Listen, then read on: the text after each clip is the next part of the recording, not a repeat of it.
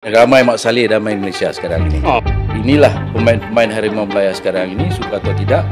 Kita juga perlu menjaga juga kita punya kepentingan pemain tempatan kita ni. Dia mesti perlu bergerak seiring.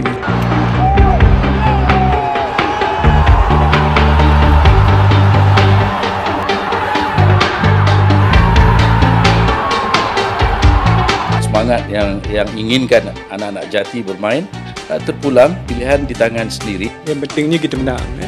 Tak kira lah sekarang ni yang bermain di atas padang tu pun memakai jersey Harimau Melaya. Jom dengar, jom fikir, jangan dok diam. Apa khabar bos, kasih sembang satu malam. Apa khabar bos, kita kasih gegau. Assalamualaikum warahmatullahi wabarakatuh dan salam sejahtera kepada para hadirin yang menyaksikan podcast Apa Khabar Bos. Dan malam ini kita tampilkan isu yang hangat diperkatakan, iaitu kemenangan bola sepak Malaysia menewaskan Vietnam 4-0 di Stadium Nasional Bukit Jalil. Kemenangan ini sebenarnya banyak pro dan kontra, dan ramai antaranya yang mempertikaikan kemenangan Malaysia, dan ada juga yang menyokong kemenangan Malaysia. Permulaan yang cemerlang, Malaysia menewaskan Vietnam untuk kita layak ke pusingan akhir Piala Asia di Arab Saudi pada 2027 nanti. Jadi malam ini kita tampilkan dua orang yang paling istimewa dalam membicarakan bola sepak Malaysia. Iaitu yang pertama, pengulas TV3 Saudara Abu Bakar Tan, selamat datang ke studio, dan juga pengkritik sukan yang hebat ataupun dipanggil pemikir sukan, Saudara Datuk Dr. Pekan Ramli. Kami ni semua ni sebenarnya sama-sama bertugas sebagai wartawan dulu, sewaktu zaman kita bekerja dulu. Dan mereka ini juga merupakan pemain bola sepak. Abu Bakar Tan nyaris mewakili pasukan Negeri Sembilan, tetapi dia mendapat tawaran bekerja di Berita Harian sebagai wartawan dan dia terpaksa menolak untuk mewakili pasukan Negeri Sembilan. Dan Saudara Pekan pula pernah mewakili Felda dalam Piala AFM dan mewakili Kuala Lumpur. Jadi diorang ini cukup berpengalaman dalam bidang bola sepak sejak daripada dulu, di zaman lama dulu dan hingga sekarang. Dan malam ini kita bertanyakan pandangan dan pendapat mereka mengenai kemenangan Malaysia, dan seterusnya kita akan membincangkan tentang Liga Malaysia musim 2025-2026 yang menimbulkan kemelut apabila banyak pasukan yang tidak dapat membayar gaji. Jadi kita mulakan malam ini, Saudara Abu Bakar Tan, tentang kemenangan Malaysia malam tadi pada persaingan kelayakan Piala Asia Kumpulan F. Malaysia menewaskan Vietnam 4-0. 10 tahun lamanya Malaysia tidak pernah menang dengan Vietnam. Dan bagaimana Saudara Bakar Tan menyifatkan kemenangan Malaysia sebenarnya? Pertama sekali, terima kasih Amran jemput kami dalam podcast pengacara Amran Muluk. Jadi kemenangan tetap kemenangan. Kalau katakan tadi 11 tahun tak pernah Malaysia menewaskan Vietnam, dan menang semalam 4-0 dengan begitu meyakinkan. Itu sesuatu yang tidak kita terima dengan positif lah. Malah dua kemenangan dalam peringkat kelayakan ini, dua perlawanan, dua kemenangan. Langkah yang baik untuk kita cuba melayakkan diri ke pusingan akhir Piala Asia di Arab Saudi nanti. Cumanya sebenarnya saya tahulah Amran nak kemukakan soalan apa perasaan, kerana ramai Mak Saleh dan main Malaysia sekarang ini. Ramai Mak Saleh mewakili pasukan Harimau Melaya, suka atau tidak, dilema atau tidak, terpulang kepada diri sendiri. Nak semangat pun boleh, nak rasa kecewa mungkin, ataupun semangat yang inginkan anak-anak Jati bermain, terpulang, pilihan di tangan sendiri. Tetapi secara realitinya itulah Mak Saleh main untuk Malaysia, itulah realiti, dan saya rasa tidak akan ada langkah ke belakang. Mereka inilah pemain-pemain Harimau Melaya sekarang ini, suka atau tidak. Kalau tanya saya, kita bersikap terbukalah. Janji kemenangan itu dan satu kejayaan, kekuatan yang ditunjukkan oleh pemain-pemain ini telah menyumbang kepada pasukan bola sepak kebangsaan kita Harimau Melaya sesuatu yang positif. Kalau nak ada yang berdilema, kita tengoklah apa yang ada dalam peluang-peluang yang akan datang nanti. Okey, baik. Datuk Pekan pula, macam mana pandangan tentang kemenangan kita malam tadi dan juga sikap maknanya peminat kita ni macam tak puas hati bila kita menang 4-0. Ada yang kata Malaysia ni PSG ke? Question mark kan? Oh, ini Malaysia ni semua pemain, tak ada pemain Malaysia. 2-3 orang, 2-3 kerat je. Jadi pada pandangan Datuk macam mana? Kita menang lah malam tadi kan. Kita menang dengan Vietnam. Yang pentingnya kita menang. Tak kira lah sekarang ni yang bermain di atas padang tu pun memakai jersey Harimau Melaya. Jadi untuk buat waktu ni kita kena ketepikan apa-apa sentimen lah. Memang kita tak boleh nak salahkan mana-mana pihak. Kita tak boleh nak katakan ada orang yang tidak berpuas hati dengan kemenangan tu, dan ada orang yang mungkin terlalu gembira dengan kemenangan tersebut. Ini terpulang pada masing-masing lah. Tapi kita sebenarnya dalam proses, kalau siapa faham, kita ni dalam keadaan yang sangat getir sebenarnya dari segi kedudukan kita dalam Piala Asia. Inilah peluang terakhir kita nak layak ke Piala Asia secara merit selepas kita layak sebelum ni pada tahun 2023 punya Piala Asia di Qatar. Tapi kali ini kalau kita tak menang dengan Vietnam, kita labur duit berpuluh juta pun tak gunalah. Jadi malam tadi ni kita ambil perkara yang positif.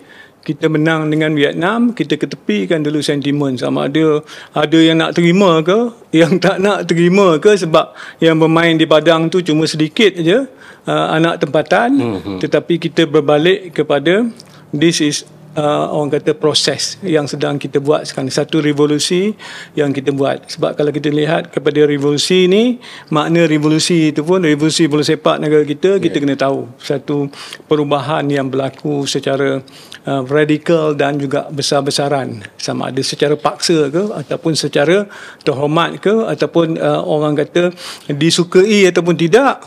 Kita kena buat pada waktu ini dalam keadaan sekarang, sebabnya kita anggap juga revolusi yang kita buat ni adalah untuk kita melangkah ke hadapan dalam bola sepak ni. Terima kasih Saudara Datuk. Jadi Saudara Bakar, apa mungkin Saudara Bakar mungkin tengok sepanjang 90 minit aksi pasukan Malaysia. Memang saya sendiri pun tengok pun sangat mengejutkan lah permainan pasukan Malaysia yang dibarisi oleh ramai Mat Salleh. Tapi apa iktibar yang paling penting dapat kita ambil daripada perlawanan tersebut? Saya rasa iktibar yang utama ataupun untuk seluruh institusi bola sepak kita lah. Saudara Amran pun ada sebut dalam soalan-soalan awalnya tentang pembangunan akar umbi. Saya rasa itu perlu terus mencari pemain-pemain pemain-pemain tempatan yang berkualiti, itu perlu terus. Dan kalau melihatkan perlawanan semalam, keputusan 4-0 agak wow. Agak wow, pemain-pemain yang sama ada naturalisasi ataupun pemain-pemain warisan dibawa masuk pun pada awalnya kita rasakan tak semudah itu untuk menewaskan Vietnam. Tapi sekarang ini ataupun apa yang mereka tunjukkan ada kualiti tersendiri, pemain-pemain secara individunya ada kelebihan, kebolehan mereka dan juga di sebalik kita katakan tadi pemain Mat Salleh memakai lencana Malaysia di dada, nampak juga semangat yang mereka tunjukkan lah. Jadi pada masa yang sama hari ini selepas kemenangan semalam, ada juga para jurulatih mengeluarkan pandangan mengatakan size fizikal, kemampuan, sikap profesionalisme pemain-pemain yang luar ini merupakan juga boleh dijadikan satu pengajaran, satu pengajaran untuk pemain-pemain tempatan. Ada memberi kelebihan. Jadi yang mereka tunjukkan malam tadi, walaupun ada yang kali pertama Datuk Pekan, kali pertama mewakili pasukan kebangsaan secara profesionalnya, walaupun mereka hanya pertalian warisan ataupun hanya pemain naturalisasi yang dibenarkan untuk menyarung jersey Malaysia, mereka telah bekerja keras. Jadi itu sangat positif lah.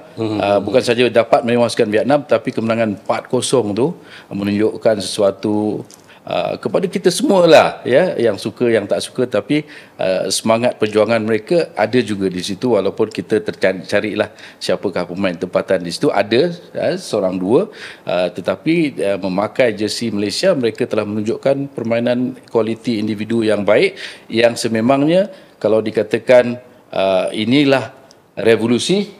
Inilah solusi untuk bola sepak kita. Amran pun tahu, Datuk Pekan pun tahu, banyak tahun lah daripada tahun 80-an, 90-an ada kejayaan Piala AFF, ada kejayaan pingat masukan C, tapi kita inginkan sesuatu yang lebih besar, untuk cuba layak ke Piala Asia, untuk cuba layak ke Piala Dunia dan sebagainya. Itu yang paling penting. Jadi ada pandangan lah, banyak juga pandangan dikeluarkan. Ini adalah, saya betul terang lah, Datuk Pekan, pandangan daripada jurulatih kebangsaan Peter Klamowski itu sendiri.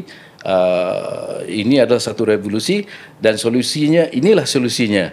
Kita kalau kata fast track ke, kalau kita kata ambil jalan singkat ke, mengambil pemain-pemain luar ni, jadi solusi yang sedang berlaku ini masih perlukan sokongan, dan saya rasa setelah menewaskan Vietnam 4-0, jadi peluang agak baik.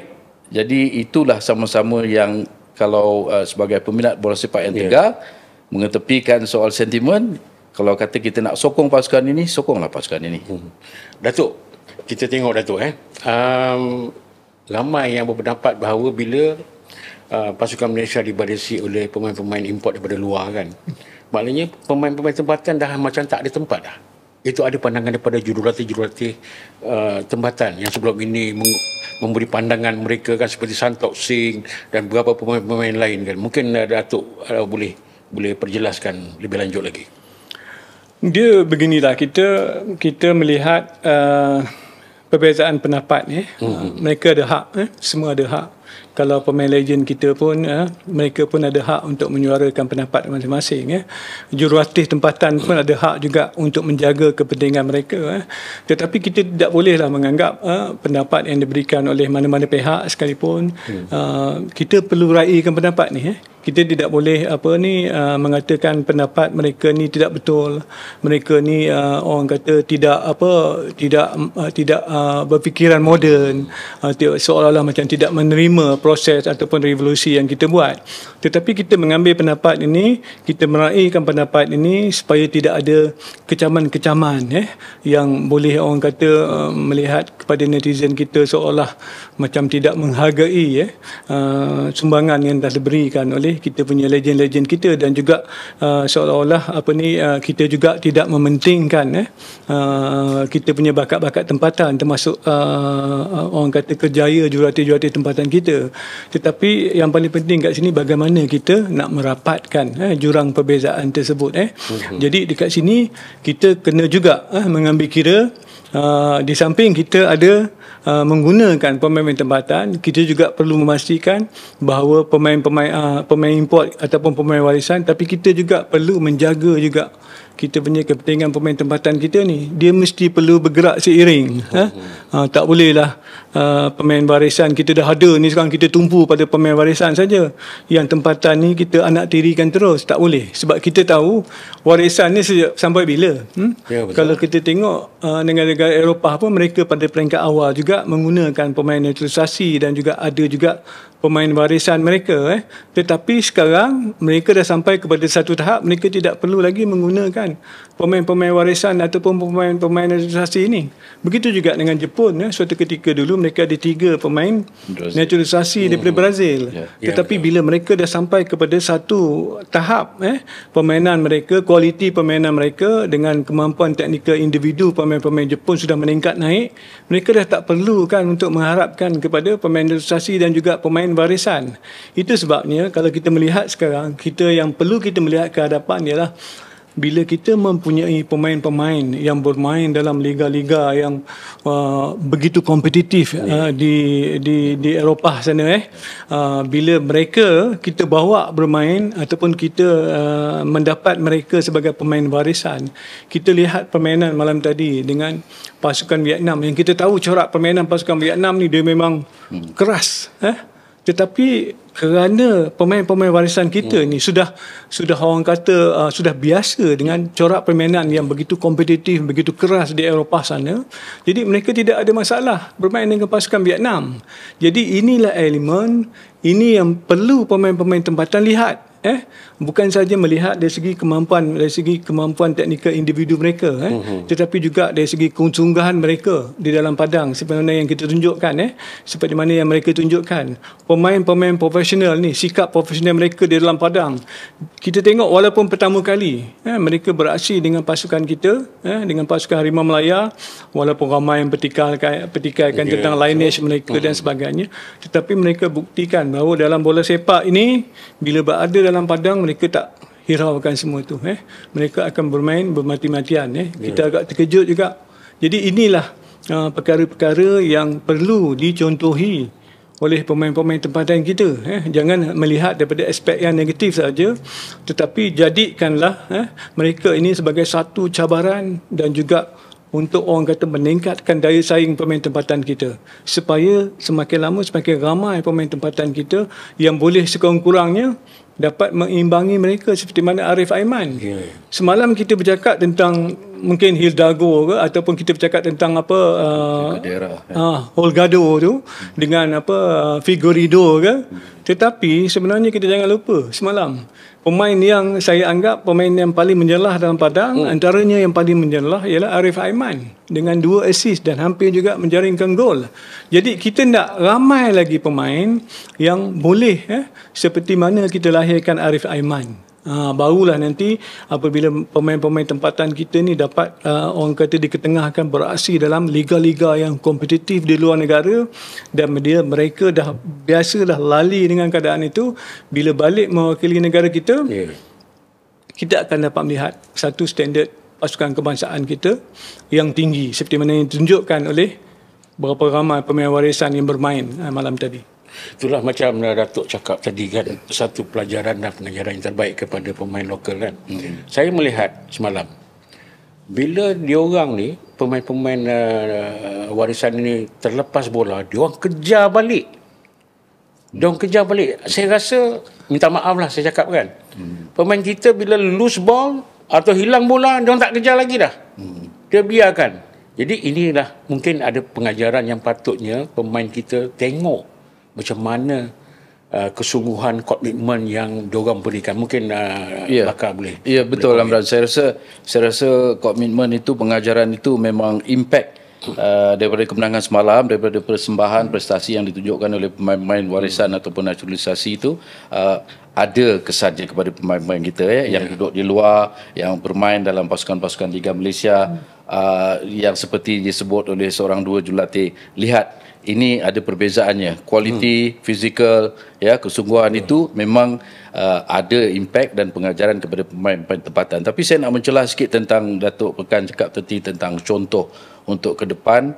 Ironinya semalam kita kalau ambil ataupun Datuk Pekan sebut sampai bila nak mengharapkan daripada pemain-pemain warisan ini, pemain Mak Saleh ini, sedangkan semalam sebelum Malaysia menewaskan ataupun sebelum perlawanan Malaysia menentang Vietnam, pasukan Indonesia dengan punya kaitan pemain-pemain yang kacukan Belanda tu ramai memang ada juga telah digembar-gemburkan kekuatan mereka, ataupun Malaysia revolusi yang dilakukan oleh Malaysia yang sedang berlaku untuk Malaysia Harimau Melaya juga mengambil iktibar daripada apa yang telah dilakukan oleh Indonesia. Tetapi semalam ironinya pasukan Jepun yang macam Datuk Pekan sebut tadi, mungkin akan sampai satu masa kita masih lagi ataupun perlu mengharapkan pemain-pemain tempatan. Jepun telah menewaskan Indonesia yang ramai pemain-pemain warisan. Jepun hanya seorang dua lah pemain luar. Dia tak ada pemain luar, tapi dia pemain yang lahir di Jepun lah. Walaupun keturunan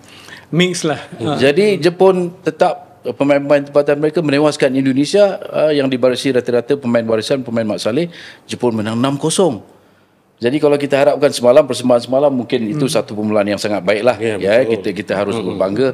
Tapi sampai bila nak mengharapkan pemain-pemain warisan begini? Sedangkan contoh yang saya berikan, yang saya mencelah ni ialah mengatakan Jepun, pemain-pemain tempatan mereka menewaskan Indonesia bukan 1, 2, 3, 6-0. Kualiti permainan itu telah diterap, itulah yang telah dimiliki oleh pemain-pemain tempatan Jepun. Kalau boleh, ke situlah kita ingin contohi. Datuk Bukan, mungkin Datuk Bukan ada pandangan apa yang perlu FAM lakukan di sebalik kita terlalu bergantung kepada pemain naturalisasi dan pemain warisan untuk masa depan bola sepak kita? Kita ni bercakap tentang pembangunan sebenarnya. Daripada dulu kita bercakap kita ada lag dekat kita punya pembangunan. Bukan kita tak ada buat, bukan kita tak buat. Kita ada akademi bola sepak Muktadari, kita ada beberapa akademi termasuklah akademi JDT dan juga beberapa akademi bola sepak di peringkat negeri. Tetapi kalau kita melihat hasil produk yang keluar daripada akademi-akademi ini tak seperti mana yang kita harapkan. Tak ada orang kata betul-betul produk yang kita hasilkan yang mampu membawa ke tengah ataupun yang mampu kita pasarkan sampai ke luar negara. Kecuali kita bercakap tentang Luqman. Luqman itu pun mungkin ada connection dengan owner Berjaya kan, dapat bermain dengan kelab di luar negara sana, tapi itu pun bukan sebagai pemain yang utama untuk kelab tersebut, dan dia pun berdepan dengan nasib ke kelab di Jepun kan, apa semua kan. Jadi kita nampak bakat yang kita produce daripada akademi ni, kenapa material mereka ni tidak orang kata tidak boleh menjadi satu aset yang sangat penting kepada pasukan bola sepak kebangsaan. Jadi dekat mana silapnya? Dekat sini. Kita ada akademi, tetapi kita mungkin juga kita kena lihat balik semula kesilapan kita ataupun kelemahan kita di peringkat akademi. Dari segi apa? Dari segi kejuratihannya ke, dari segi faktor-faktor fizikal pemain ke, dan juga dari segi falsafah bola sepaknya ke di peringkat akademi. Mungkin dari segi asasnya tidak cukup kuat. Dari segi bagaimana kita nak menerapkan bakat mereka, mengembangkan lagi bakat mereka ini. Dan dari segi fizikal pula, kadang-kadang kalau saya bercakap dekat sini mungkin ada orang yang tak puas hati nanti. Saya bercakap tentang tak percaya pergilah. Saya selalu juga terbabit dengan Akademi Muktadari ni. Bila saya tengok graduan yang nak keluar daripada Akademi Muktadari ni, kalau saya bandingkan dengan pemain-pemain Korea dan Jepun di peringkat universiti ni, tak percaya tengok dia punya muscle cukup. Tengok muscle kakinya, muscle pahanya, slim je kan. Bagaimana fizikal pemain yang kita nak compare dengan Jepun dengan Korea, kalau kita tengok betisnya, pahanya pun begitu solid. Dia boleh buat transition bola daripada sebuah padang ni pergi sebuah sana tepat. Tapi pemain kita macam tu. Jadi dekat sinilah kita kena tengok, mungkinkah kita ada cara kita membangunkan mereka ni dari segi sains sukannya, dari segi fizikalnya, dari segi psikologinya. Banyak benda yang lag dekat situ. Tidak cukup pakar ke, ataupun dari segi kejuratihan. Kita tengok sebab bila dah selepas keluar daripada akademi pun, bila bermain di peringkat pasukan remaja kebangsaan pun, kita masih kalah lagi dengan pasukan jiran kita, Thailand, Myanmar, Vietnam. Sebab apa? Kita tengok basic pun macam tak berapa betul lagi. Tahan bola pun masih orang kata berapa jauh ke depan kan. Dan juga corak permainan mereka pun tidak seperti mana yang kita lihat pemain-pemain peringkat remaja di kelab-kelab Eropah sana kan. Bola lekat di kaki kan, dengan kemahiran individunya yang begitu menarik. Jadi dekat sini kita kena perbetulkan dulu. Dan kita faham dekat sini kekangan kita sebab kita punya stakeholder ni dia lain-lain di peringkat pembangunan ni. Kalau sekolah di bawah KPM, walaupun dia akademi, tapi mereka masih terikat lagi dengan sistem persekolahan kita. Dan juga mereka juga masih lagi orang kata dipantau oleh ibu bapa lagi dan sebagainya kan. Jadi benda-benda ni kita perlu perbetulkan dulu. Kalau kita tak betulkan di peringkat akademi dan juga di peringkat selepas akademi, dia akan berlaku banyak perkara yang seperti mana missing link dekat situ. Walaupun dah keluar daripada akademi, dia pergi pula kepada kelab, dia duduk di kelab, dia duduk saja, dia bukan main pun, duduk jadi pemain simpanan dan sebagainya. Lepas tu setahun dua kita masih perlukan mereka di peringkat kejohanan peringkat bawah 17, bawah 19. Tapi kita gagal dekat situ. Itulah Datuk, bila Datuk sebut tadi pasal fizikal tu, saya teringat sewaktu saya buat liputan kejohanan bola sepak Toulon di Southern France.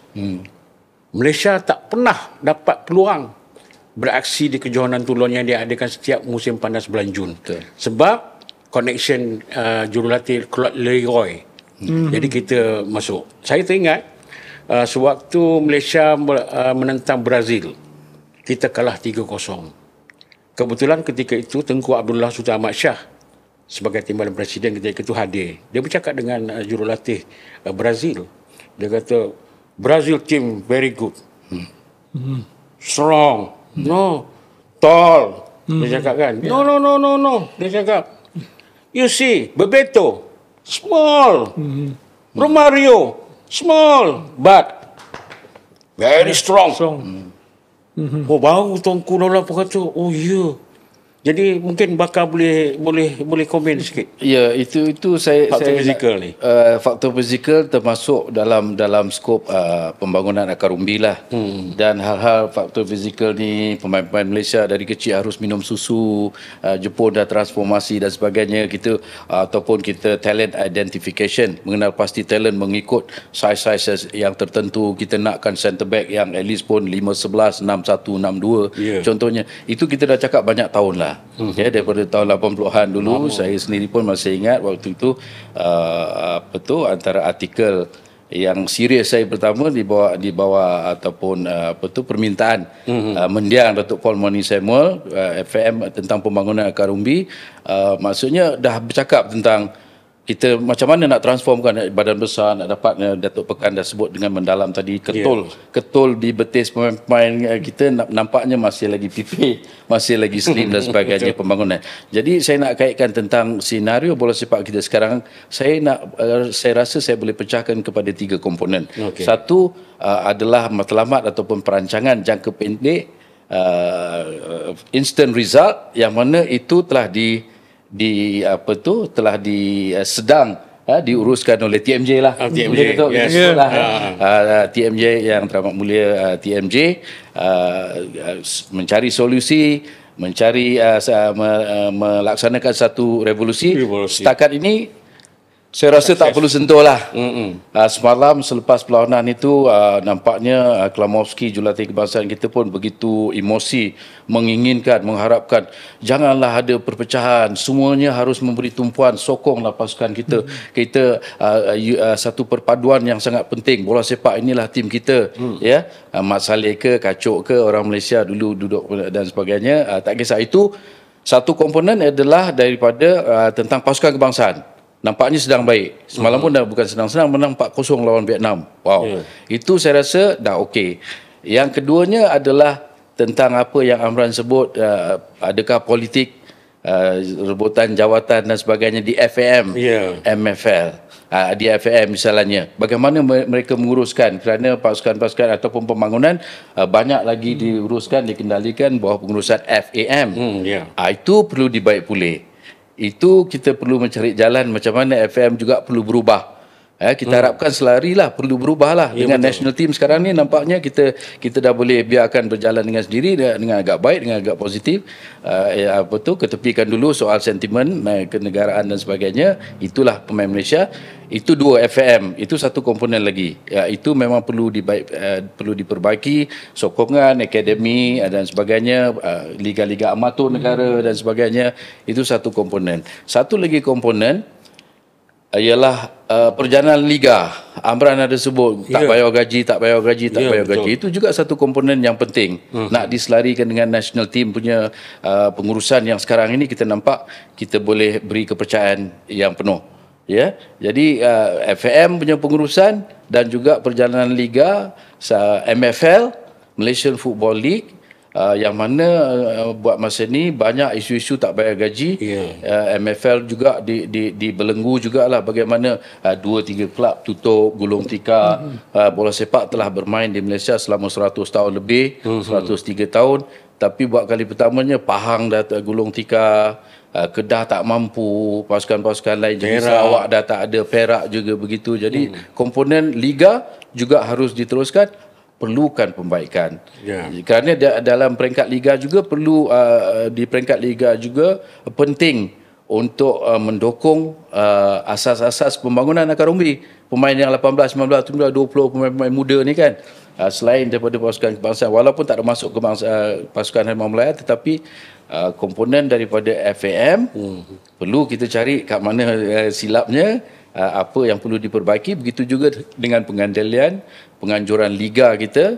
Yang pertamanya saya rasa hal-hal penganjuran liga kita nampaknya kena pandai cari duit lah. Dia dah tak ada semua.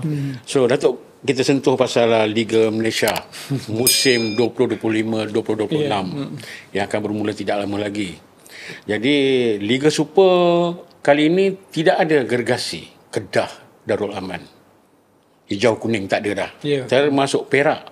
Perak tak memohon lesen langsung. So jadi Kedah dan Perak akan bermain dalam Liga A1 Semi Pro. Jadi saya dah ada terbaca Presiden baru FAM memberi jaminan bahawa Liga M musim yang baru ni tidak akan berlaku lagi kemelut masalah keuangan daripada pasukan-pasukan. Jadi sejak kita turn pro daripada 2004, sejak tu boleh dikatakan setiap kali musim ada saja pasukan tak bayar gaji 6 bulan, 5 bulan. Melaka FC dulu 6 bulan tak bayar gaji. Kan? Tak selesai sampai sekarang ni. Jadi mungkin apa pandangan Datuk? Saya kalau nak bercakap tentang kenyataan tak akan berlaku lagi tu daripada FAM tu. Saya nampak macam agak skeptikal jugalah, agak merisaukan juga Kerana apa saya katakan agak merisaukan? Walaupun kita lihat pasukan-pasukan yang diberi lesen kali ini sebenarnya ada pasukan-pasukan yang walaupun diberikan lesen untuk beraksi pada musim 2025-2026 pasukan tersebut sebenarnya belum bersih sepenuhnya daripada masalah apa kita katakan tunggakan hutang jadi itu agak merisaukan sikit kita lah dan juga dari segi proses pemberian lesen tu kita tengok kadang-kadang masih ada lagi isu-isu berbangkit walaupun pasukan tu diberi lesen tapi ada juga pemain yang komplain macam mana kenapa pula dapat lesen sedangkan kita punya gaji masih belum dibayar lagi, masih belum diselesaikan lagi. Berasaskan kepada apa diberi lesen? Jadi dekat situ yang saya katakan saya agak skeptikal lah perkara-perkara ni kalau tak berlaku lah lagi pada musim depan. Kita harap tak berlaku betul-betul lah Kita harap dari segi kita katakan bagaimana MFL nak perkasakan financial fair play itu betul-betul dibuat lah betul-betul dipantau dari segi kedudukan keuangan. Sebab apa? Sebab lesen yang diberikan ini saya percaya dia bukan berasaskan kepada keuangan ataupun duit dah ada dalam akaun setiap kelab, tetapi ini hanyalah berdasarkan kepada on paper saja. Ataupun kita katakan kenyataan ataupun kita katakan sokongan-sokongan ataupun orang kata janji-janji lah yang kedudukan keuangan kelab pada masa akan datang akan diperolehi daripada sekian-sekian pihak ke dan sebagainya. Duitnya belum ada. Itu yang merisaukan kita Tapi kalau duit maksudnya kalau MFL lah to be fair to MFL lah. Kalau inginkan ataupun tidak langsung memberi kelonggaran ataupun ingin atau perlu pastikan duit tu lengkap, ada kekangan juga untuk MFL betul. Kebanyakan pasukan. Jadi tinggal liga yang tinggal mungkin berapa pasukan je lah. Jadi macam tu. Itu betul. Sebab itu memang kita dah sebut banyak kali daripada season lepas pun kita dah sebut, kita faham kekangan ataupun kita faham dilema MFL itu. Kalau tak bagi lesen, kita bukan melihat kepada jumlah pasukan yang berkurang sahaja, tetapi kita juga melihat daripada aspek komersial, daripada aspek secara langsung nanti. Kalau pasukan sikit saja nak beraksi, yang dapat beraksi, jadi akan menyebabkan apa? Orang kata tidak menarik minat penaja. Dia akan memberikan kesan juga kepada MFL itu sendiri. Dan kesan kepada MFL juga akan terkesan juga kepada kelab dari segi orang kata portion ataupun kita katakan television right yang mereka akan berikan kepada kelab. Jadi ini satu dilema juga kepada MFL, kita faham. Tetapi melihat kepada isu ni dah berlarutan beberapa tahun, kita mengharapkan supaya kita perkasakan peraturan tersebut, dia agak lebih strict lah Maksudnya walaupun kita nampak MFL pendekatan untuk musim depan ni dah nampak agak lebih strict dengan orang kata MFL akan melakukan audit pantauan kedudukan keuangan pasukan. Itulah sebabnya kita harap pada musim akan datang ni harap-harap tak berlaku lagi lah. Harap-harap tak berlaku lagi lah ada pasukan yang baru mula 1-2 game ataupun baru sebulan 2 dah pemain daripada off-season punya training ataupun pre-season training sampai kepada bulan berikutnya gaji masih belum dibayar. Itu yang merisaukan. Itu yang agak merisaukan kita. Itu sebabnya kita katakan dekat sini bukan sahaja MFL saja tetapi di peringkat kelab juga perlu ada kesedaran lah. Sebab kita dah sebut beberapa solusi yang mereka perlu beri perhatian. Antaranya bila berlakunya perpisahan FA dengan FC ni kadang-kadang dia terbeban kepada FC saja. FA ni dah lepas tangan dah. Tak ada masalah. Tak ada masalah dah kan. Tapi kita harap kali ini kerjasama di antara FA dan FC dan juga kita mengharapkan juga kita jangan nafikan bahawa pasukan bola sepak ni kebanyakannya mereka ni walaupun tidak ditanggung sepenuhnya oleh bantuan-bantuan daripada syarikat-syarikat kerajaan negeri, kita harap mereka bantu kan. Sebab apa? Kita tak nak berlaku kepada apa dah jadi kepada pemain-pemain bola sepak dekat Kedah. Apa jadi kepada pemain bola sepak dekat Perak? Apa jadi dengan pemain? Kemungkinan juga tentang Pahang ni pun kita tak pasti lagi kedudukan mereka akan beraksi ataupun tidak dalam MFL.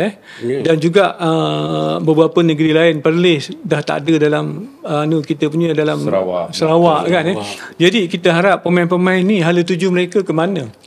Takkan mereka nak bermain lepas SPM? Mereka menunggu peluang untuk beraksi untuk pasukan Sukma Negeri saja bawah 21 tahun. Kan? Jadi peluangnya begitu sempit sekali. Dia akan menyempitkan peluang untuk pemain-pemain remaja kita dan dia akan menghakis orang kata minat ibu bapa ataupun dorongan, sokongan, galakan daripada ibu bapa, parents untuk galakkan anak mereka main bola sepak. Ada engkau cukup main sampai SPM je. Lepas ni kau teruskan belajar. Kau pergi teruskan belajar je. Jadi kita tak nak macam tu. Kita tak nak balik semula kepada tahun-tahun 80-an, 90-an dulu kan. Sebab seolah main bola sepak ni tak ada jaminan masa depan. Jadi kita kena kikis yang tu. Itu yang kita kena bergerak ke arah betul-betul lah profesional. Liga profesional. Betul lah. Jadi macam Saudara Bakar, kita apa lagi yang perlu sebenarnya pasukan ni perlu buat lah supaya masalah kekangan keuangan ni tidak lagi membelenggu kan. Jadi kita tengok dulu kan, zaman waktu kita cover bola sepak stadium Shah Alam 60,000, 80,000, stadium Merdeka 40,000 pack, meriah seronok. Tapi hari ni dah tak ada dah stadium pun. Boleh bilangan jari. Selangor dulu di waktu Ken Warden menjadi jurulatih Datuk Aini, Datuk Satim Diman jaga, setiap kali merah kuning turun 60,000. Ada satu ketika 80,000. Lah ni sekarang dah tak ada dah. Betul. Di Kedah pun sama. Di Perak lagi lah. Yalah. Kan? Dulu lain, sekarang lain lah. Zaman kita dulu kemeriahan adakah lain. perlu kita nak balik kepada Liga Semi balik? Janganlah cakap macam tu kan. Itu saja betul. pandangan betul. kan. Tapi tentang yang itu ada juga pandangan daripada dalaman, pandangan daripada MFL Maknanya kelab-kelab termasuk MFL sendiri perlu ada strategi beli jiwa. Perlu mendekatkan lagi dengan fan, perlu idea-idea yang kreatif untuk supaya menarik minat penyokong Kedah dulu betul lah Amran cakap tu, kita rindulah suasana macam dulu jadi perlu ada strategi yang kreatif untuk membeli jiwa semula. Jadi itu salah satu komponen tadilah, komponen yang ni. Jadi saya nak balik kan macam nak cakap disebabkan itulah mengambil kira isu-isu itulah FAM dengan pembangunan yang begitu begini yang kita dah sebut tadi dengan perjalanan liga dan juga keuangan tak payah gaji isu-isu tunggakan gaji, kebankrapan, gulung tikar sikit sebanyak sini. Mengambil kira isu itulah TMJ buat revolusi yang macam ni. Jadi kalau kita nak mempersalahkan adanya usaha untuk beliau, untuk baginda membuat revolusi yang sebegini yang dikatakan sebagai satu revolusi, sambil itu bersama dengan mencari solusinya ialah untuk memperkuatkan pasukan kebangsaan. Setakat ini alhamdulillah menang dengan Vietnam 4-0 semalam. Jadi isu-isu ni memang banyaklah. Stadium tak perjalanan liga dan tak ada sebagainya. Kalau kata yang saya sentuh tadi, memang kelab-kelab sama ada daripada FA, FC, saya ada dengar lah dari dalam. Kadang-kadang bila transisi itu daripada FA kepada FC, dah sepatutnya bergabung untuk jadi profesional. FC, FA akan ada hal-hal pengurusan-pengurusan yang lain yang secara di atas kertasnya. Jadi tetapi yang berlaku ialah berpecah dua. Kalau dulu ada bantuan daripada kerajaan negeri boleh membantu kan kelab-kelab. Jadi pada masa yang sama juga kelab-kelab pun mencari terus. Isu utama ialah macam tak cukup rakan-rakan penaja lah. Tak cukup kewangan. Kita tengok Perak satu syarikat yang baik, berjaya menyelamatkan satu ketika 2-3 musim lepas, tapi hanya mampu bertahan 2-3 musim saja. Jadi macam mana juga kelab-kelab ni selain daripada kita cakap mencari idea, keuangan, menaikkan nilai liga, membeli jiwa dan sebagainya, tapi nampaknya bukan semudah itulah. Iyalah, yang isu-isu tu. Macam yang Makatan sebutkan tadi itu kan, sebenarnya kalau kita nak kata dia orang tak pandai mentadbir kelab ni, kita tak bolehlah tuduh macam tu juga. Tak fair juga, sebab kalau kita tengok pasukan Perak pun, FC ni diketuai oleh seorang tokoh korporat juga, Datuk Seri Azim kan, company yang kukuh juga kan, dapat mengambil alih, dah spend sampai dekat 40 juta masih lagi gagal, dan pasukan Kedah juga yang mengetuai pasukan Kedah tu seorang ahli perniagaan teka muka, Tan Sri, dan memang kita katakan ini adalah tokoh-tokoh korporat yang takkan tak tahu bisnes, kan? Jadi mereka kalau tak tahu bisnes pun, mereka dah berjaya jadi ahli perniagaan, sudah pastilah ada pegawai-pegawainya ataupun orang-orang ni yang dapat orang kata merancang strategi bisnes itu, tetapi masih gagal. Dekat mana silapnya? Jadi kita berbalik lihat juga, adakah kemungkinan kegagalan ni bukan dari segi faktor bantuan ataupun sokongan penajaan saja daripada syarikat-syarikat lain yang sepatutnya juga menyokong pemerintahan mereka, tetapi juga dari segi komuniti itu sendiri, daripada fan sendiri.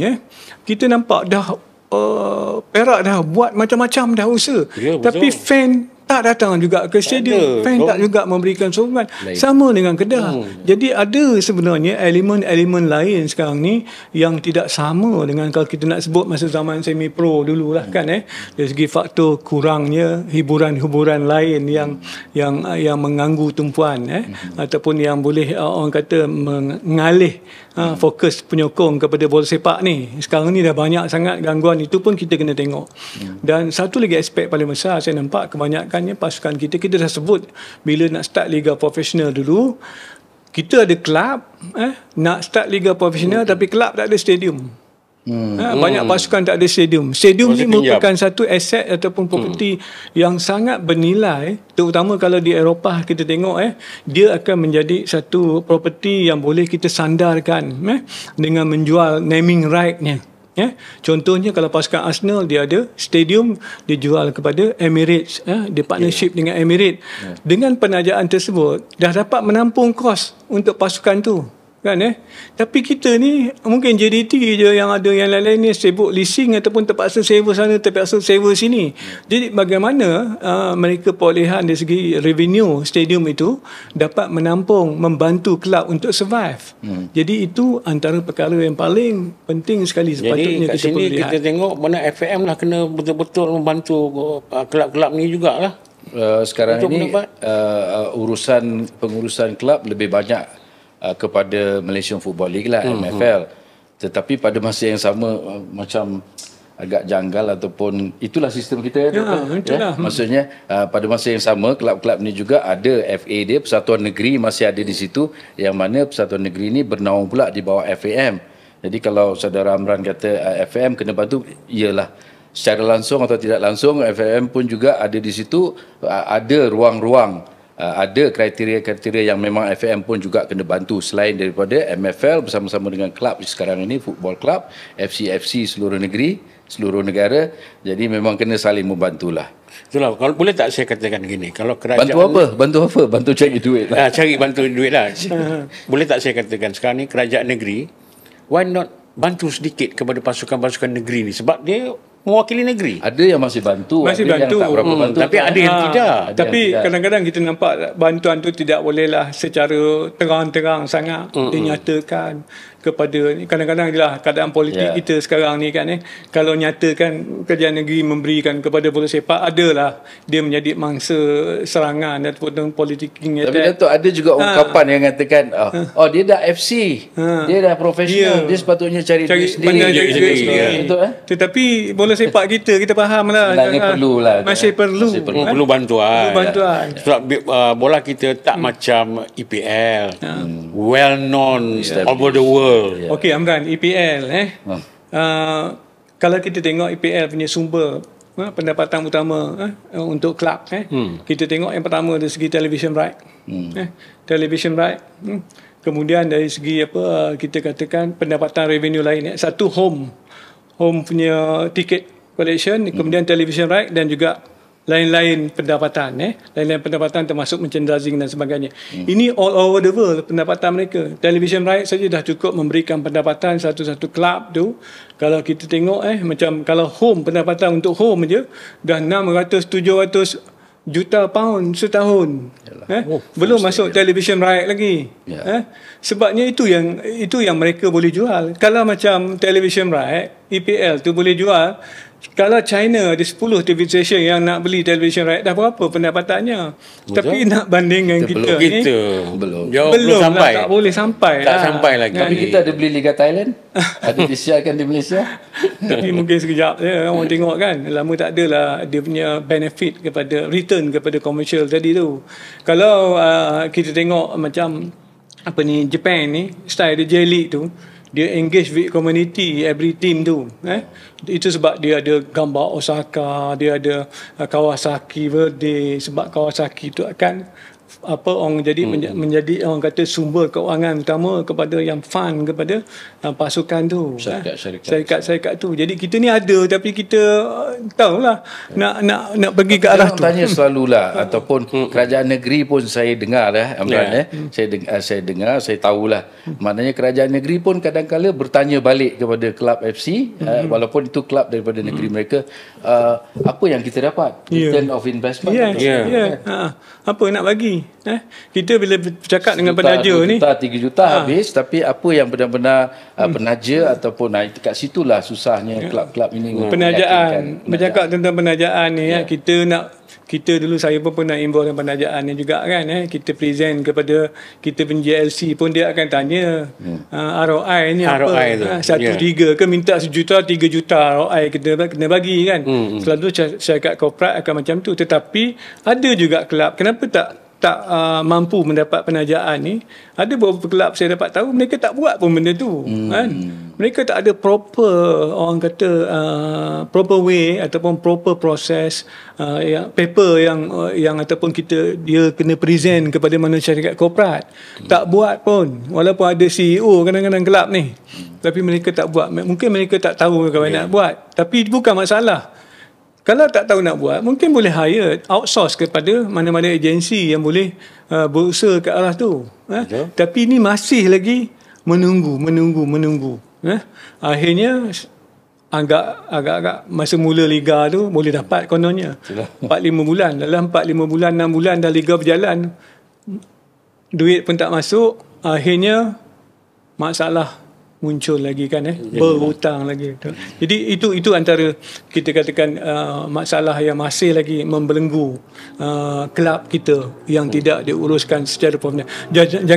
Kita jangan banding JDT lah. Mungkin orang nampak macam kelab tu dia tak boleh banding sebab diurus secara profesional, tetapi sumber keuangan JDT kita kena tahulah. Dia ada owner yang memang kita tak usah cakap lah, sumber pendapatan tidak bergantung sebenarnya kepada penajaan ni. Jadi yang tu kita nak buat perbandingan ni susah lah sedikit. Jadi kita ambil kira kepada kelab yang masih lagi terpaksa mendapat bantuan kerajaan negeri walaupun tidak secara terbuka, macam Terengganu, Selangor ni masih lagi dibantu oleh syarikat-syarikat GLC negeri dan sebagainya. Jadi benda-benda ni kita tak boleh nak elakkan. Liga kita memang macam tu lah kan. Belum lagi sampai ke tahap betul-betul komersial lah. Tapi kita kena ingat satu je, apa pun bola sepak lah dia only sport ataupun sukan yang kita anggap dekat Malaysia ni sebagai satu industri. Yang lain ni tak, sebab turnover dia beratus-ratus juta. Kalau nak kata bilion tak mungkin sampai lah. Tapi saya boleh kata beratus-ratus juta turnover dalam sukan bola sepak dekat negara kita. Itulah bila kita bicarakan bola sepak ni 3 hari 3 malam pun tak habis. Seminggu pun tak habis. Daripada dulu sampai sekarang cerita bola sepak ni tak habis-habis kan. Jadi kita harapkan untuk pasukan Malaysia yang akan menentang Laos nanti pada bulan Oktober untuk menang dan dengan Nepal lagi, dan sebelum pada tahun akan datang berjumpa semula dengan Vietnam. Dan tentang Liga Malaysia musim 2025-2026 ni, apabila bermulakan sepak mula, harapnya benda isu keuangan, kemelut keuangan ni tidak akan muncul. Kan seperti kata jaminan yang diberikan oleh Presiden FAM. Jadi saya ucapkan terima kasih kepada Datuk Dr. Pekan Ramli yang sudi datang dari Kuala Lumpur ke Melaka untuk sesi temu bual dengan podcast Apa Khabar Bos. Termasuk juga saudara Bakatan yang lama saya tak jumpa. Sejak sedang bersara, berjumpa di Padang Gau pun dah tak jumpa dah. Tak ajak. Okay. So, Alhamdulillah. Terima kasih kerana menonton podcast Apa Khabar Bos. Dan terima kasih. Apa khabar bos? Kasih up, kasih naik. Bincang isu hangat, janji bukan clickbait. Apa khabar bos? Cakap lepas tapi chill. Podcast santai tapi fakta tetap real. Jom dengar, jom fikir, jangan dok diam. Apa khabar bos? Kasih sembang satu malam.